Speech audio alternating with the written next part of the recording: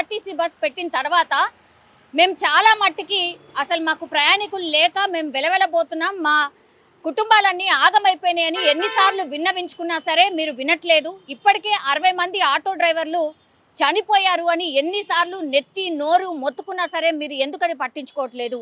ఇక మీకు కార్యాలయాల ముట్టడే కావాలనా, లేకపోతే మీ నాయకులు వస్తే తిరగనీయకుండా కావాలనా, మీకు ఏం కావాలా, ఎందుకని మా బాధ వినట్లేదు అంటూ కూడా ఆవేదన వ్యక్తం చేస్తూ ఒక సెల్ఫీ వీడియో అయితే తీసిన పరిస్థితి. నిజంగానే గవర్నమెంట్ కూడా వాళ్ళకు ఒక ప్రామిస్ చేసింది.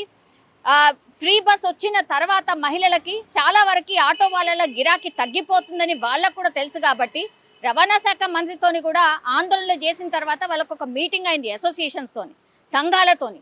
వాళ్ళు ప్రామిస్ చేసిండ్రు, మేము మీ సమస్యను పరిష్కరిస్తాము, వెంటనే మీకు ఏవేవైతే అంటే మీరు ఎట్లయితే లాస్ అవుతున్నారో వాటన్నిటిని కూడా మేము కంపెన్సేట్ చేస్తాం, మేము 12,000 రూపాయలు ఇస్తామన్న హామీ ఇచ్చి కూడా కొన్ని ఏళ్ళు గడిచిపోయింది కానీ మీరైతే మమ్మల్ని పట్టించుకోవట్లేదు. మళ్ళా శ్రమ దోపిడీ కింద ఇవన్నీ కూడా అడిషనల్గా అంటే ఈ యాప్స్ ఏవైతే వచ్చినాయో వావైతే పూర్తిగా మమ్మల్ని దోచేస్తున్నాయి. సో మమ్మల్ని పట్టించుకునే నాదుడే లేకుండా పోయిండు.